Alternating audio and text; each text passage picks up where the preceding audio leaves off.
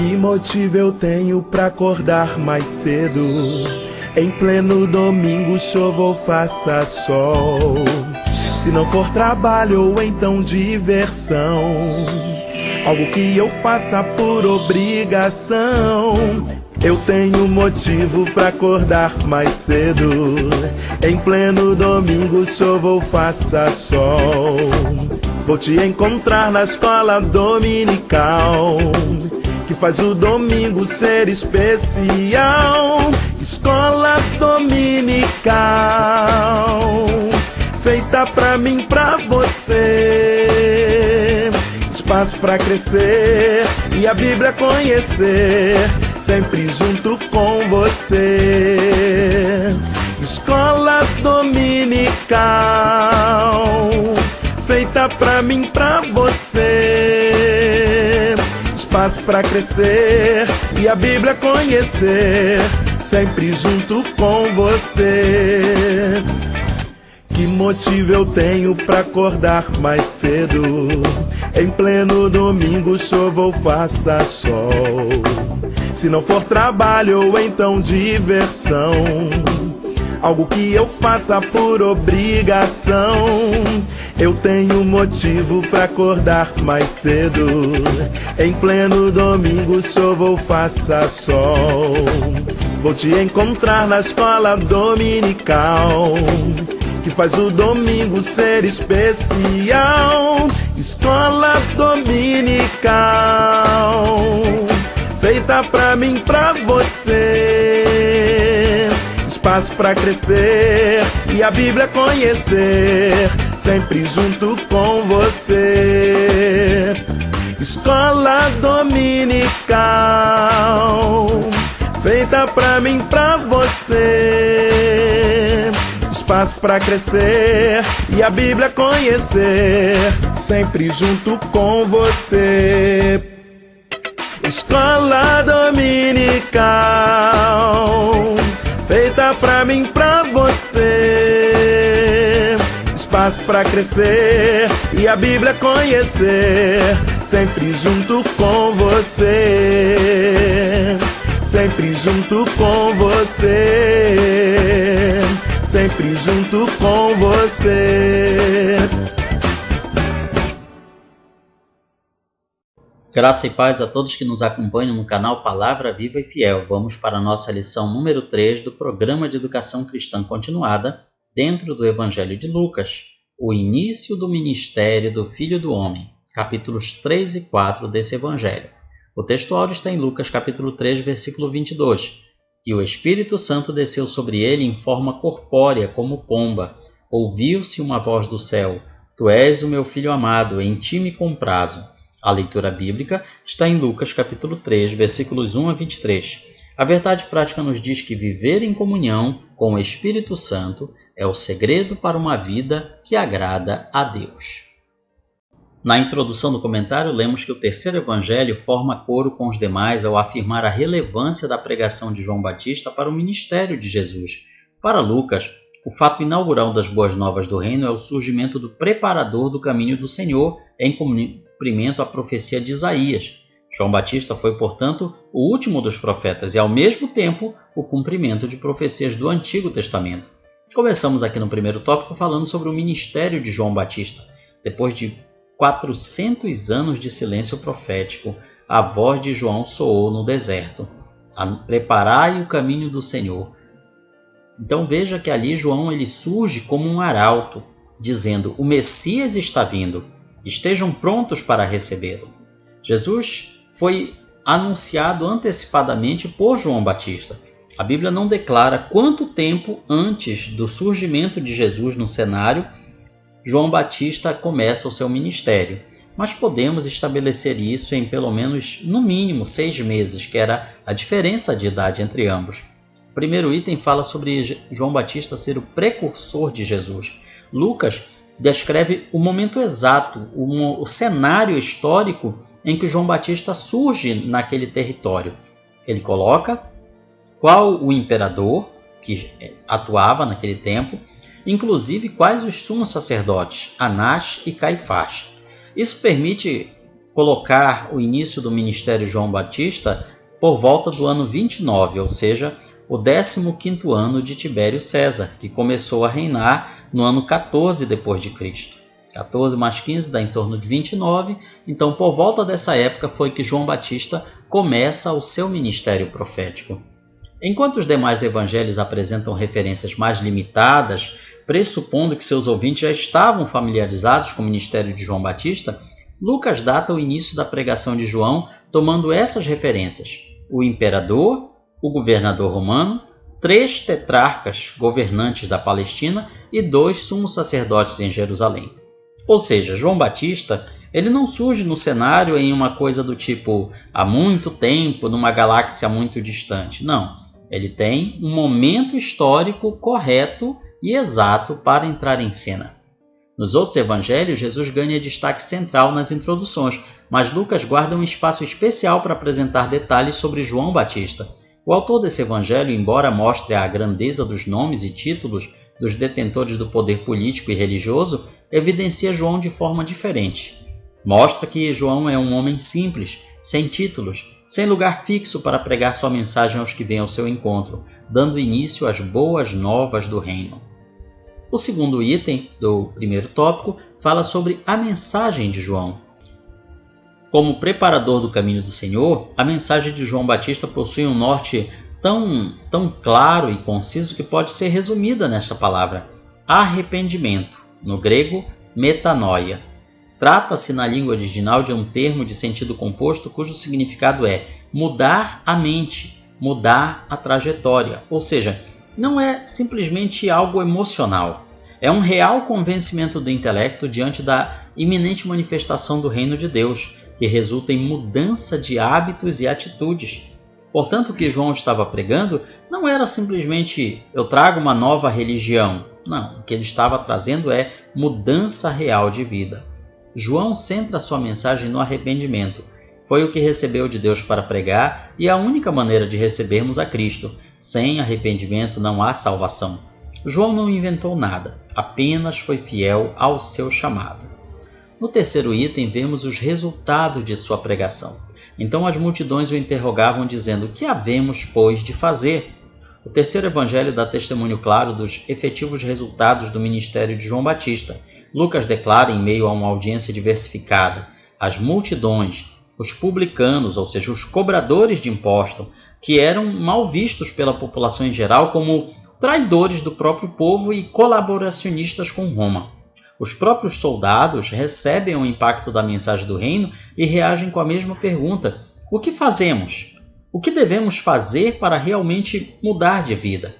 Portanto, essa pergunta reflete que em seus corações eles haviam recebido a mensagem de João, mas ainda não tinham um norte, não tinham um novo rumo para eles. Em todos os casos apresentados por Lucas, a pergunta feita tinha o seguinte sentido: o que farei após escutar essa mensagem? Essa era uma reação comum ao anúncio de João.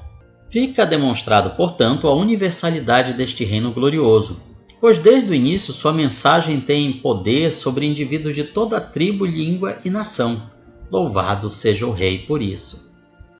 Segundo tópico: batismo, genealogia e tentação de Jesus. O Filho amado revelado no batismo tem sua filiação rastreada até Adão, filho de Deus, e por fim é testado no deserto pelo diabo. A genealogia que aparece em Lucas, ela tem a finalidade de mostrar que Jesus ele é um ser humano, ou seja, ele está encaixado na descendência humana. O primeiro item do segundo tópico fala sobre o batismo do Filho do Homem. O batismo no Jordão marca o início do ministério de Jesus. No Evangelho, porém, Lucas narra a sujeição de Jesus ao batismo como todos os demais que eram ouvintes de João, o que levanta uma questão importante. Como o Filho de Deus encarnado se submeteria ao batismo de João? E a resposta é simples. Jesus precisava identificar-se com todo o povo em solidariedade aos pecadores que veio salvar.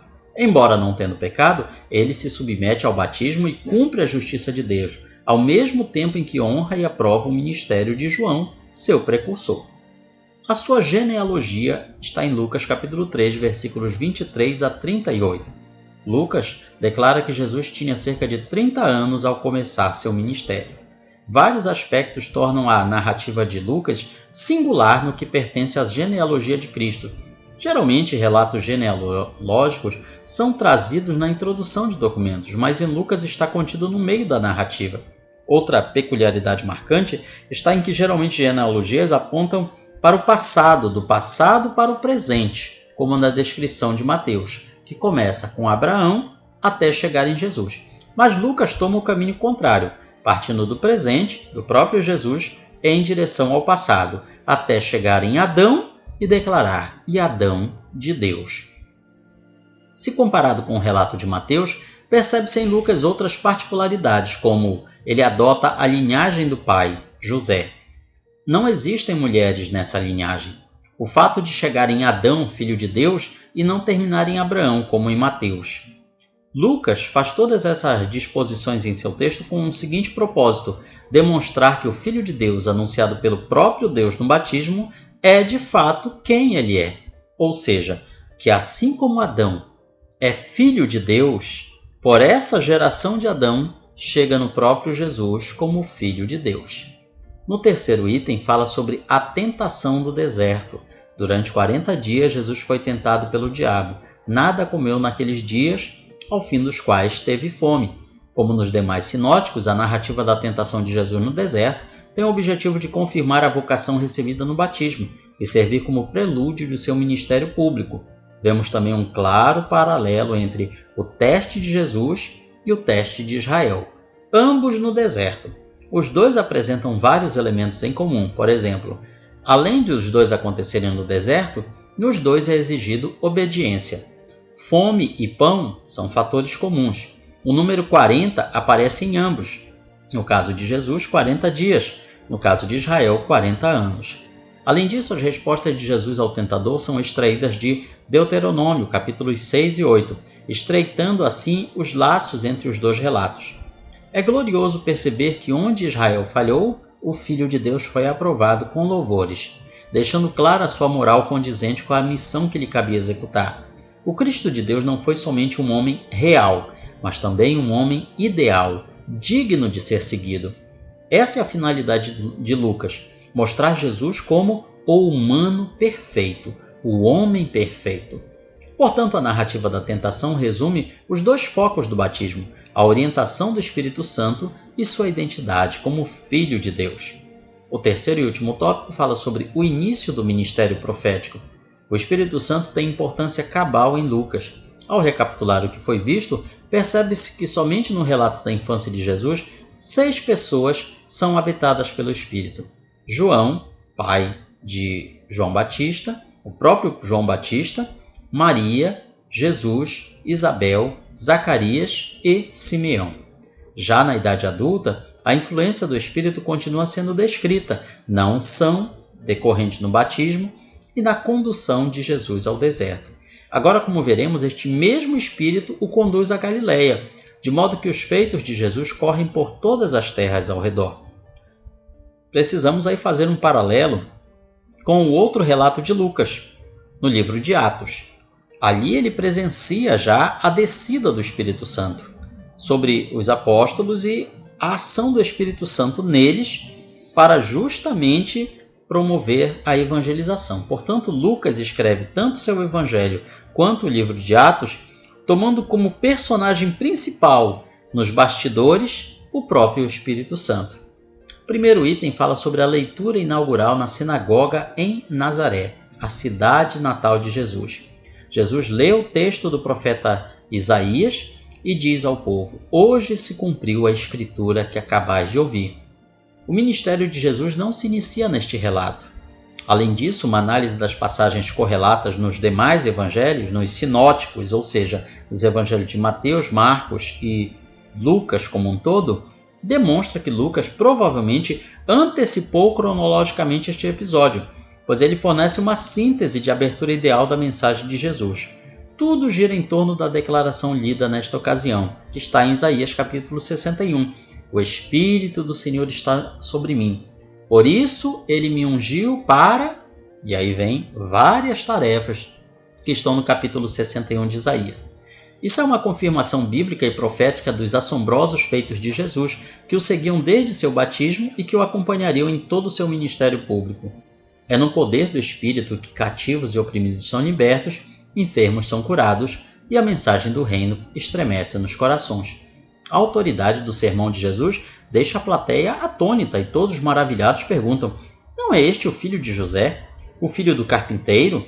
Não estão entre nós os seus irmãos e irmãs? Ou seja, eles se espantavam de como aquela pessoa que eles tinham visto crescer ali entre eles, agora se aparecia como sendo o cumprimento do Messias anunciado em Isaías capítulo 61.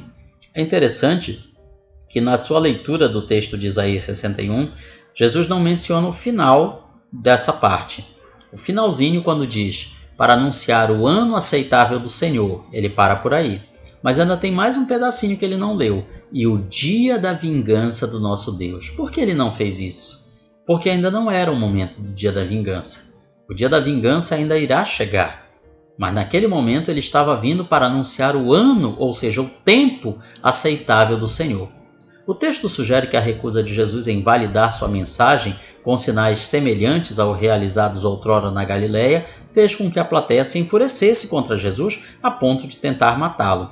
Jesus, porém, passa por eles e retira-se ileso daquele lugar. No segundo item, fala sobre o endemoniado de Cafarnaum. Achava-se na sinagoga um homem possesso de um espírito de demônio imundo e bradou em alta voz. A narrativa agora passa para a cidade de Cafarnaum, a cidade que Jesus escolheu como, digamos assim, a sua base de operações. Saindo de Nazaré, onde ele não era bem visto, ele passa a operar em Cafarnaum, ainda na região da Galileia. Os efeitos da unção do Espírito são manifestos também naquele lugar. Como de costume, Jesus ia na sinagoga no sábado, quando se depara com um homem oprimido por espírito imundo. Jesus repreende o demônio que, por sua vez, sai imediatamente, sem fazer mal ao homem. A cidade, que já se maravilhara com o ensino do Cristo, agora o louva por sua autoridade sobre espíritos imundos. Veja então que na cidade de Cafarnaum, Jesus é bem recebido com seus sinais, milagres e sua palavra.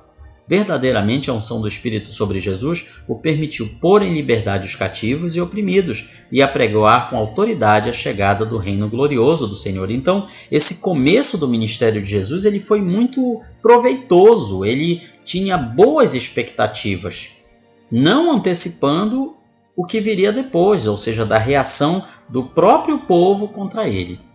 No terceiro item, lemos sobre a sogra de Pedro e outras curas. Ao pôr do sol, todos os que tinham enfermos de diferentes moléstias lhe os traziam, e ele os curava, impondo as mãos sobre cada um. Jesus entra na casa de Pedro e depara-se com a sogra deste, prostrada com febre alta. Boa parte dos estudiosos sugere tratar-se de um quadro de malária, doença endêmica comum na região por conta do clima e geografia da área. Jesus, diante do quadro, restabelece a enferma, repreende a febre. Esse é o único milagre de cura de Jesus em que o mestre se dirige à doença e não ao enfermo. A fama de Jesus se alastra na cidade, de tal modo que o povo aguarda só o encerramento dos costumes sabáticos e ao cair da noite, ou seja, ao final do sábado, ao final das 6 da tarde, uma multidão de enfermos, acometidos de diferentes moléstias, deságua aos pés de Jesus e todos são curados pela imposição de suas mãos. Demônios também são expelidos aos gritos e, assim como no caso do homem da sinagoga, eles eram repreendidos por Jesus para que não falassem, pois eles sabiam ser ele o Cristo. Não é o testemunho de demônios que deve convencer os homens da missão de Jesus, mas sim os feitos do Espírito Santo, que o ungiu em seu batismo e afirma inequivocamente que ele é o Filho amado, em quem está o prazer do Senhor. Esse, portanto, é o início do ministério de Jesus, um início muito glorioso, muito lindo, e que, se tivesse tido um outro rumo, se Israel tivesse recebido o seu Messias, como aqueles primeiros povos ali em Cafarnaum estavam recebendo, a história seria bem diferente. Concluímos com a nossa aplicação pessoal. O mesmo Espírito que ungiu Jesus e o conduziu em sua obra terrena, está impulsionando a igreja para executar a obra de Deus na terra. Busquemos então a unção do Espírito Santo. Aqui está o resumo da nossa terceira lição do Programa de Educação Cristã Continuada e na sua escola bíblica dominical você vai aprender muito mais. Comente, curta, compartilhe este vídeo e espalhe a boa semente aos corações.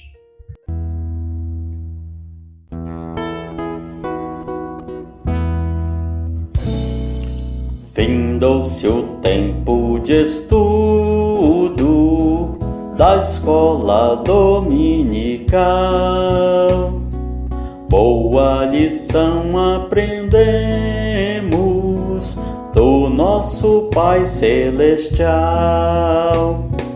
Despede-nos, Jesus Cristo, em tua paz e amor, e nos concede para sempre o teu celeste favor.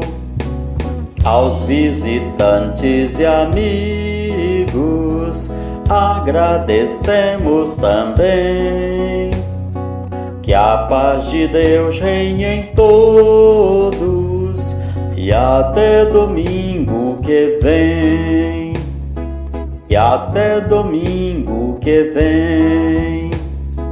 E até domingo que vem.